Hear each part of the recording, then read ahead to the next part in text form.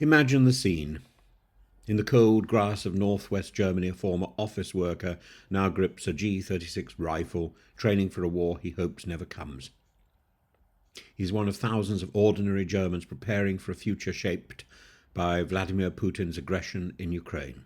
Germany, once hesitant to embrace militarization, now moves rapidly toward bolstering its armed forces, and in response to Russia's invasion, Berlin has committed €100 billion to rearmament, reinforcing NATO's eastern flank and redefining its military doctrine. This shift reflects a broader transformation across the Western world. The Kremlin's war has set off a cascade of military, political, and economic consequences that reach far beyond the borders of Ukraine. The very order that Putin sought to dismantle is coalescing against him, while the global information war he once weaponized has begun to turn against Moscow. Even within his own empire, the cracks are beginning to show. Putin's aggression has long been a multi-pronged affair, stretching from traditional military campaigns to the dark arts of digital influence. And his forces have waged war on the ground in Ukraine, but his operatives have also manipulated democratic processes in the West. And the Kremlin-backed Cambridge Analytica scandal, Russian interference in the 2016 US election, and the Brexit referendum all underscored the reach of Putin's influence. Yet the tide is turning. The once unquestioned dominance of Russian disinformation has met its match in an increasingly resilient West. Investigative journalism, from Carol Cadwaller's work on the Kremlin's ties to Brexit, to reports on Russian money laundering schemes, have exposed and undermined Putin's network, and European intelligence agencies have cracked down on Kremlin-backed propaganda outfits, and NATO states have fortified their cyber defences. At the same time, Germany's shift from a posture of caution to one of active deterrence is emblematic of Putin's self-inflicted wounds.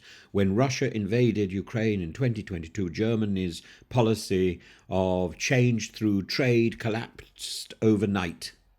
Instead of driving a wedge through NATO, Putin's actions have fortified the alliance, and the war has forced even historically neutral nations like Sweden and Finland to abandon their reluctance and join NATO, strengthening the very coalition he sought to weaken. Beyond the battlefield, Putin has sought allies in his global confrontation with the West. In North Korea, he's found a willing partner to supply ballistic missiles that are increasingly precise and devastating in Ukraine. Moscow's deepening ties with Pyongyang, while strengthening its immediate war effort, are sowing long-term instability, and every missile fired from North Korea into Ukraine refines Pyongyang's capabilities, making them an even greater threat to Japan, to South Korea, to the US.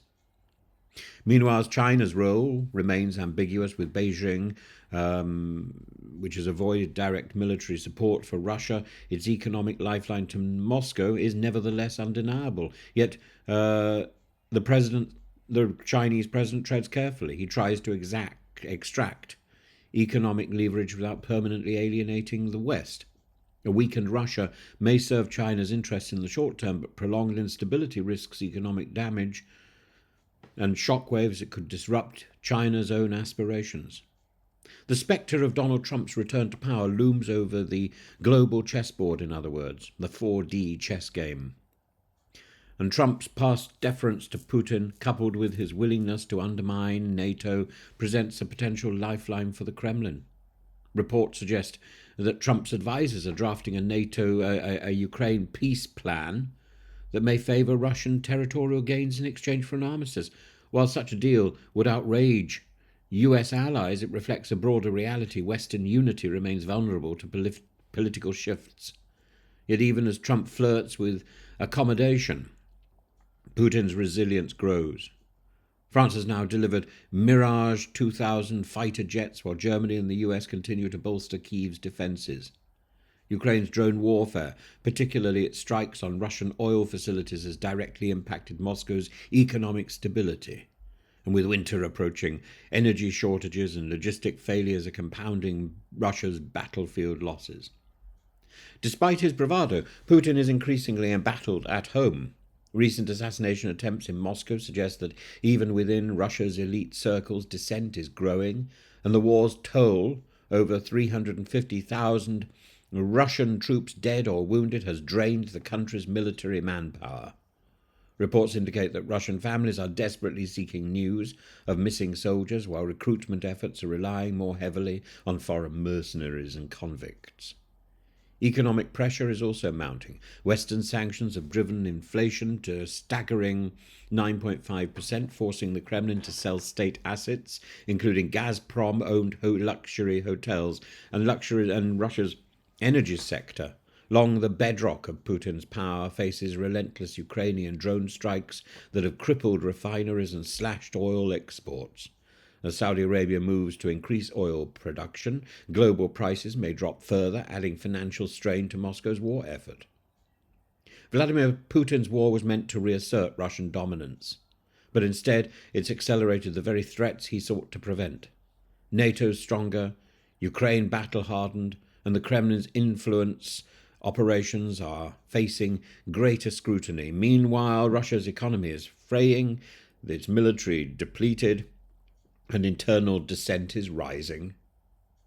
The ultimate irony is that the architect of this global destabilization is now reaping its consequences. His alliances with North Korea and China may offer temporary relief, but they come at a steep price. The West, once fractured, is now consolidating against him, and as Ukrainians refine their strikes on Russian energy infrastructure, Putin faces a future where his own nation, not those he sought to conquer, may be plunged into darkness.